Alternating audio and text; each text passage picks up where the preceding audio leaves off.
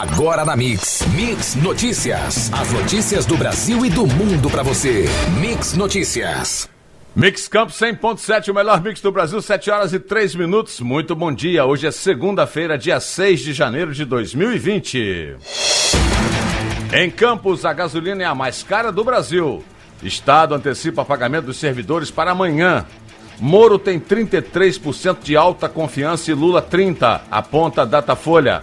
Apesar de expansão, mais de 70% das propriedades rurais no Brasil não têm acesso à internet. Parlamento do Iraque pede a governo que encerre atividades de tropas estrangeiras no país. Iraque convoca embaixador dos Estados Unidos e pede que a ONU condene o ataque que matou o general do Irã. Dólar fecha em alta na sexta-feira, com tensões no exterior. Moeda norte-americana subiu 0,82%, vendida a R$ 4,05.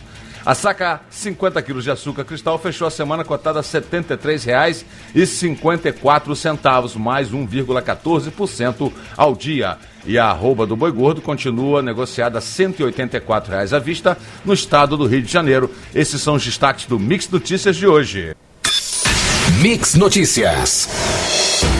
E vamos à previsão do tempo para hoje. Temperatura no momento 26, com máxima do dia podendo chegar a 33 graus. Sol e aumento de nuvens de manhã e possíveis pancadas de chuva à tarde e à noite. E vamos ao trânsito nas principais vias da cidade. Na 28 de março, saída da Campos Farol e Bairro da Penha. Fluxo tranquilo em ambos os sentidos. Fluxo também tranquilo em quase todas as vias, como Ponte da Lapa, Alberto Torres, Pelinca, Formosa e Voluntários da Pátria. O fluxo passa para moderado no momento apenas na descida da Ponte Leonel Brizola e mediações do Mercado Municipal na Beira Valão, mas fluxo moderado. Quem segue para o lado de Guarulhos, pela Ponte General Dutra, vai encontrar trânsito normal até o aeroporto e no sentido contrário, fluxo também está normal até a Ponte Laí Ferreira, tendo pequena retenção. Na verdade, nem a pequena retenção chega a fluxo moderado ao cruzar com a 15 de novembro na extensão da Rua Espírito Santo. Na BR-101, fluxo é intenso no sentido Rio de Janeiro, onde há retenção no acesso à Ponte Rio-Niterói. No sentido Espírito Santo, o fluxo permanece normal. Tempo nublado e com possibilidade de chuvas em alguns trechos da BR. Mix Notícias. A região que mais produz petróleo no Brasil é ao mesmo tempo onde o preço da gasolina está entre os mais caros do país. A discrepância intriga o campista e moradores de outras cidades do estado, onde além da Bacia de Campos, soma-se agora também a Bacia de Santos, responsável por mais da metade da produção do pré-sal. O Rio também figura como estado com o preço do combustível, é o que mais dói no bolso do consumidor. Como o Mix Notícias anunciou dia 3, o preço médio no Brasil da gasolina é de R$ 4,56. Em alguns postos de combustíveis de Campos, a gasolina chega a ser comercializada a R$ 5,09, acima do que tem sido praticado em outras cidades bem distantes das plataformas das zonas de exploração das jazidas. Ao contrário do que ocorre nos estados mais distantes, a gasolina que chega aos municípios fluminenses sai de complexos de refino do estado do Rio de Janeiro, Duque de Caxias e Manguinhos, e São Paulo, Paulínia. A partir daí, o produto chega às distribuidoras, em seguida aos postos. O governo do Rio de Janeiro vai quitar antecipadamente para esta terça-feira, amanhã, quarto dia útil de janeiro, os salários de dezembro, para 464.405 servidores ativos, inativos e pensionistas. O calendário oficial previa que os vencimentos seriam pagos no 10º dia útil, dia 15.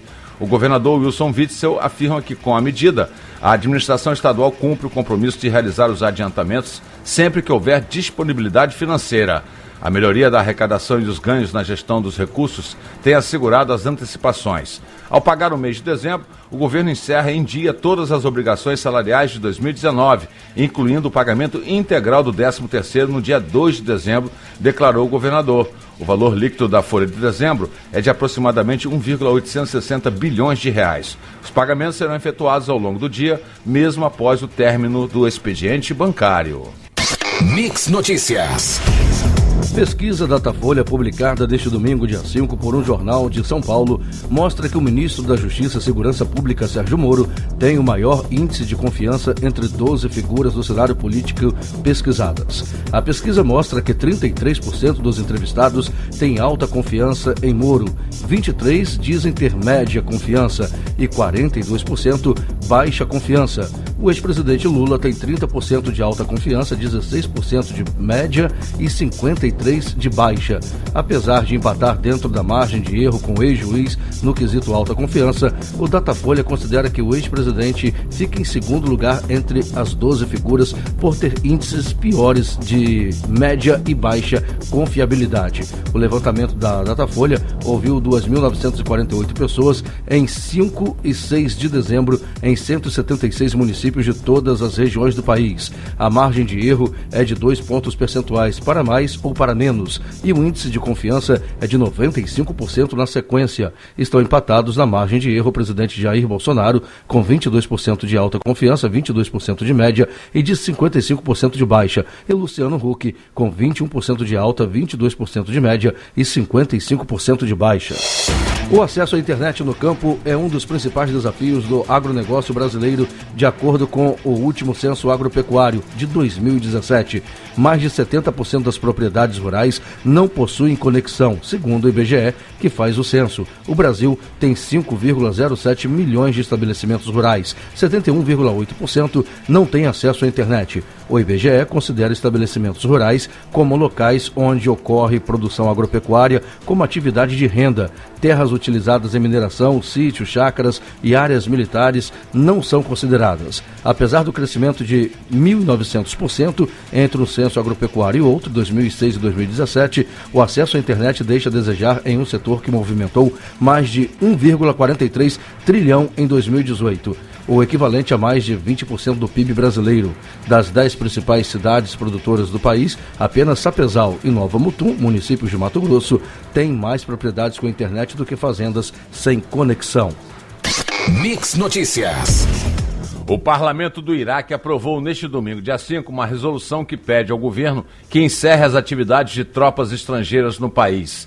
A decisão foi tomada dias depois que um ataque dos Estados Unidos matou o segundo homem mais importante do Irã, o general Qasem Soleimani, em Bagdá. A resolução aprovada pelos parlamentares, ao contrário de leis, não obriga o governo a cumprir o texto, mas foi aprovada a pedido do primeiro-ministro iraquiano, Adel Abdul Mahdi. Durante a sessão, Mahdi considerou a morte de Soleimani um assassinato político. Milhares de pessoas acompanharam o velório do general neste domingo no Irã. O texto pede ainda que sejam cancelados quaisquer pedidos de ajuda do Iraque ao governo dos Estados Unidos. O governo do Iraque convocou neste domingo o embaixador dos Estados Unidos no país e pediu à ONU que condene o ataque americano que matou o general iraniano Qasem Soleimani e o líder iraquiano Abu Mahdi al-Mohandes. Em nota, o Ministério das Relações Exteriores informou que a convocação do embaixador se deve aos repetidos ataques aéreos feitos pelos Estados Unidos no território iraquiano nos últimos dias, incluindo o que matou Soleimani e al-Mohandes. O texto também afirma que os bombardeios foram uma violação flagrante da soberania do Iraque e de todas as normas internacionais que regulam as relações entre países e proíbem o uso de seus territórios para executar ataques em países vizinhos, declarou aí o primeiro-ministro iraquiano. Mix Notícias. Manifestantes reuniram-se neste sábado em Washington, Nova York e outras dezenas de cidades americanas aos gritos de "não à guerra com o Irã", após o assassinato do general iraniano por ordem do presidente Donald Trump.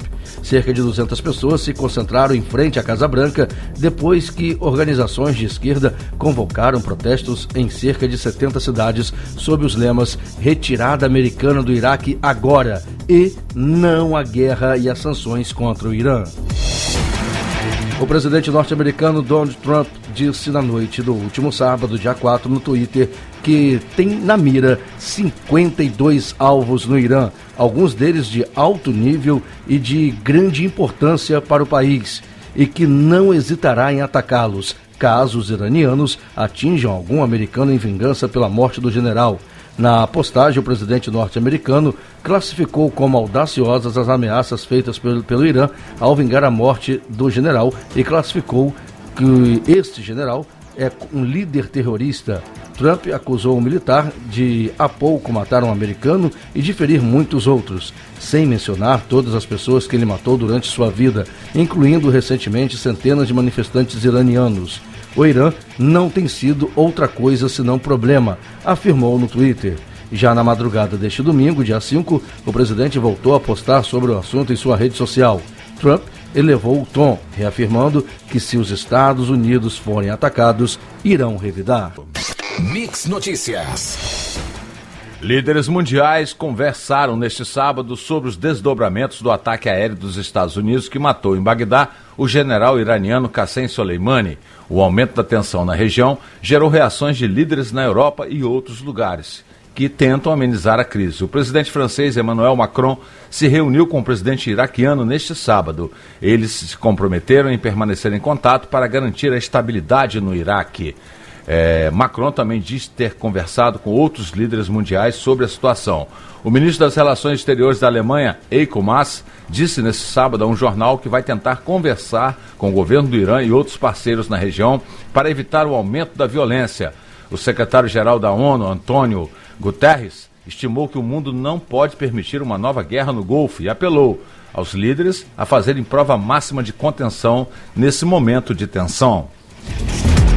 E os preços do petróleo saltaram para o seu maior nível desde abril de 2019, depois desse ataque aéreo dos Estados Unidos, que matou um dos principais chefes militares do Irã em um aeroporto em Bagdá. Isso provocou preocupações sobre a escalada das tensões regionais e a interrupção do fornecimento de petróleo. O petróleo Brent fechou em alta de 3,6% nesta sexta-feira, cotado aí a 68,60 dólares por barril, maior patamar em 8 meses.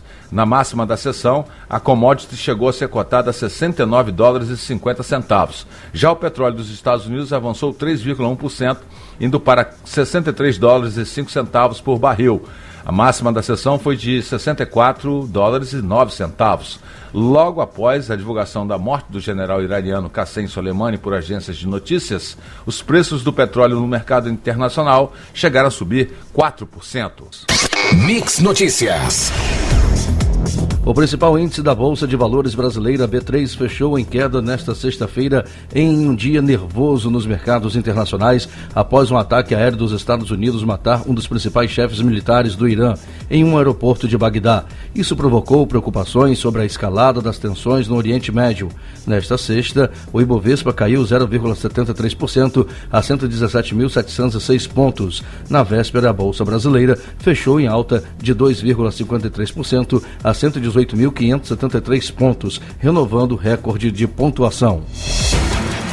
Um dos locais mais procurados pelos turistas em São João Batista da Glória, Minas Gerais, o Paraíso Perdido precisou ser fechado neste último sábado por conta de uma cabeça d'água. Há 3 dias, 3 pessoas morreram arrastadas pela enxurrada após o mesmo fenômeno acontecer no Parque Ecológico do Paredão, em Guapé. A cabeça d'água atingiu o complexo de cachoeiras durante a madrugada e fez com que o volume de água ficasse acima do normal. Por isso, o complexo foi fechado para os visitantes. Assim como outras cachoeiras da região, o complexo não possui um equipamento que monitore o volume de água que enche o complexo.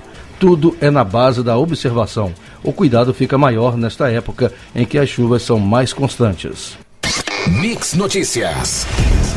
A Petrobras afirmou em comunicado nesta sexta-feira, dia 3, que seguirá acompanhando o mercado para decidir sobre os próximos ajustes nos preços dos combustíveis, após ataques dos Estados Unidos que mataram um comandante militar do Irã e impulsionaram os preços internacionais do petróleo. A estatal ressaltou que, de acordo com suas práticas de precificação vigentes, não há periodicidade pré-definida para reajuste dos valores dos combustíveis nas refinarias.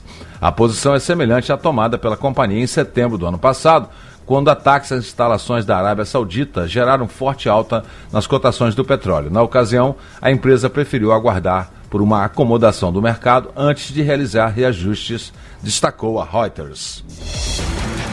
A Petrobras terá uma nova estratégia para os anos 2020, num período em que, diferentemente dos anos 2010, quando a petroleira tirava vantagem das altas dos preços do petróleo no mercado internacional e se tornou uma das maiores empresas integradas de energia do mundo.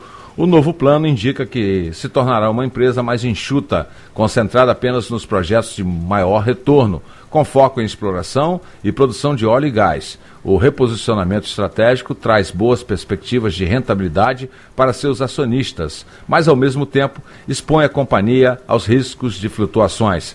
Reportagem do jornal Valor informa que o atual plano de negócios da Petrobras prevê a saída da estatal de Campos Maduros em terras e águas rasas da petroquímica Braskem, dos setores de transporte e distribuição de gás natural e da produção de biocombustíveis e fertilizantes. Além disso, a petroleira vai reduzir sua fatia no refino. A Petrobras também reduzirá geograficamente o seu raio de atuação, concentrando-se cada vez mais no Sudeste. A empresa privatizará todas as suas refinarias fora do eixo Rio-São Paulo e pretende sair de campos terrestres e em águas rasas, concentrado sobretudo no Nordeste. A petroleira espera também se desfazer dos ativos remanescentes na América do Sul. Essas mudanças demonstram o abandono da estratégia de desenvolvimento nacional. Mix Notícias. Motoristas, motociclistas e ciclistas que percorreram as ruas da cidade de Campos reclamam da quantidade de buracos nas vias, mas existem aqueles que não estão reclamando dessa situação, os borracheiros, que estão lucrando com as constantes trocas e restaurações. O Mix Notícias vem denunciando esses buracos e também as ondulações provocadas por obras de concessionárias como Águas do Paraíba e empresas de gás. A Prefeitura de Campos informou que vem realizando a operação Tapa Buracos, porém, o que se nota é quase invisível, pois ainda existem vários pontos a serem reparados. Algumas ruas muito movimentadas é possível encontrar as crateras, como a Avenida 7 de Setembro, algumas ruas do Flamboyant e também a 15 de Novembro, além de diversas outras no Caju. As reclamações dos condutores acontecem também nas ruas Eloy Ornelas, no Caju, Saldanha Marinho, Riachuelo, com 7 de Setembro, Avenida 15 de Novembro e Formosa, por exemplo.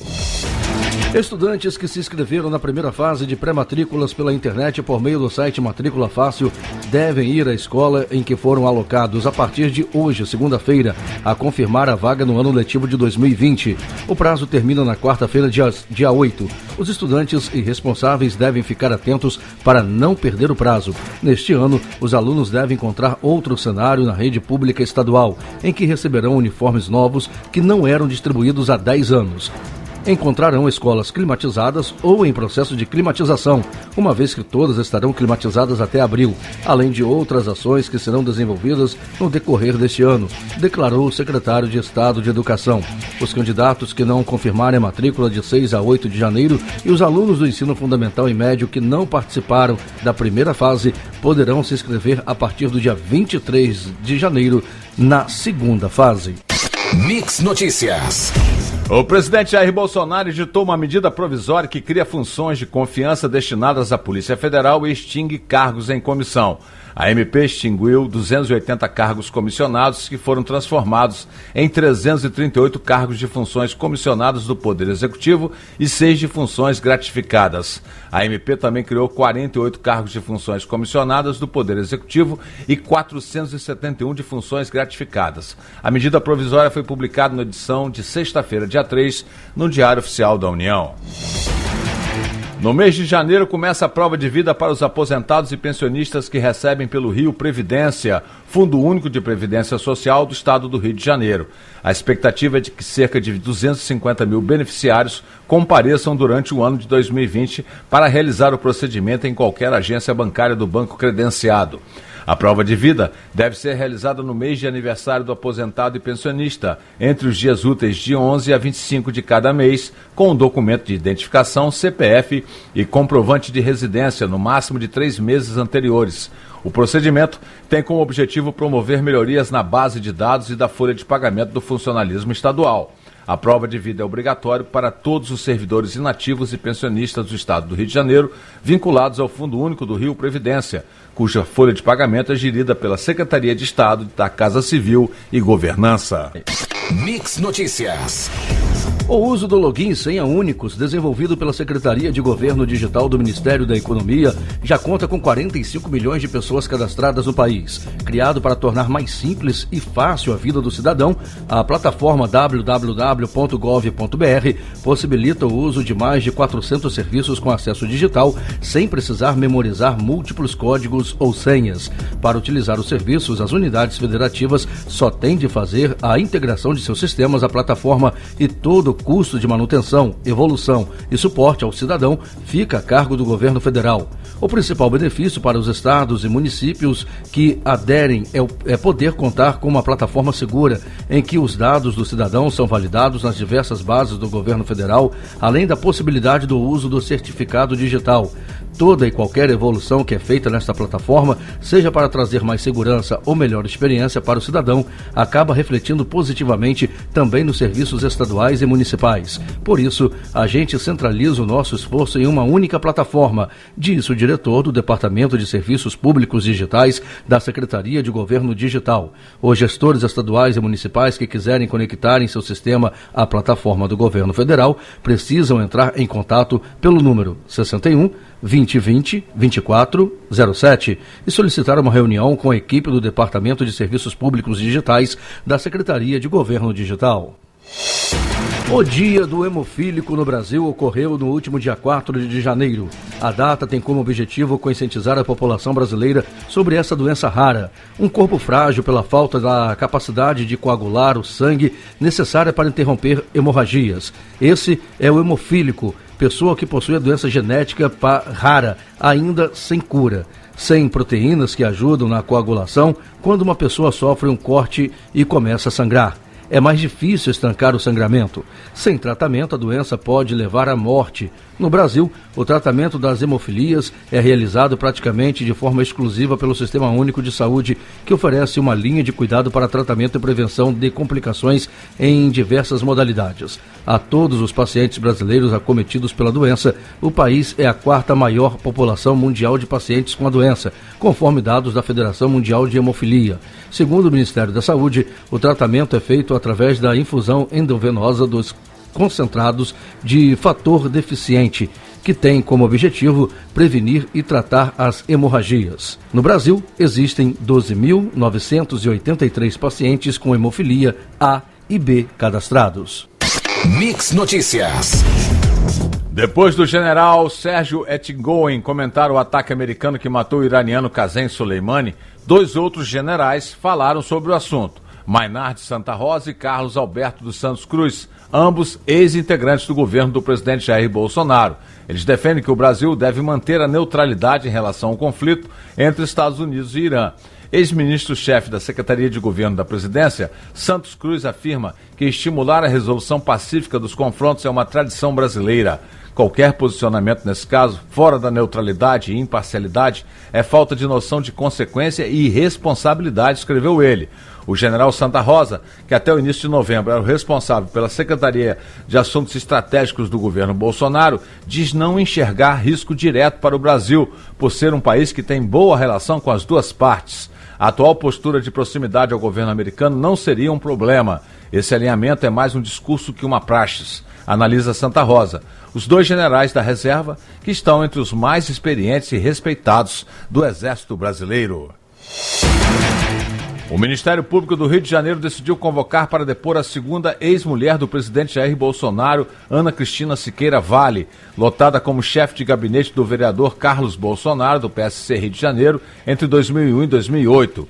Embora tenha gravado vídeo em dezembro dizendo que não era investigado, Ana Cristina é sim alvo de uma investigação por uso de funcionários fantasmas e eventual prática de rachadinha, como é conhecida a devolução de salários. Magno Roberto Cardoso, advogado de Ana Cristina, reconheceu que sua cliente foi convocada para depor na capital. Ele, no entanto, solicitou que o depoimento fosse prestado em Resende, no sul do estado, onde ela possui residência e trabalha.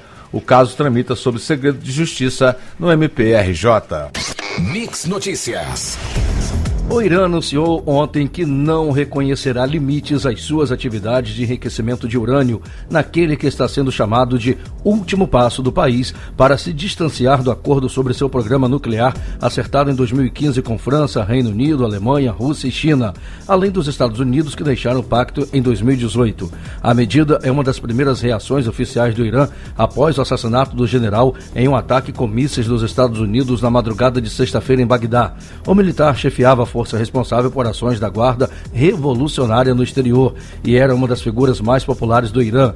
No comunicado deste domingo, as autoridades afirmaram que agora o enriquecimento ocorrerá baseado em necessidades técnicas, sem detalhar possíveis patamares. O governo diz, contudo, que manterá a cooperação com a Agência Internacional de Energia Atômica, que hoje possui inspetores baseados no país. O Irã foi um dos primeiros signatários do Tratado de Não Proliferação Nuclear nos anos de 1960. Ontem, 3 foguetes atingiram regiões do Iraque, segundo as Forças Armadas locais. 2 caíram na zona verde de Bagdá.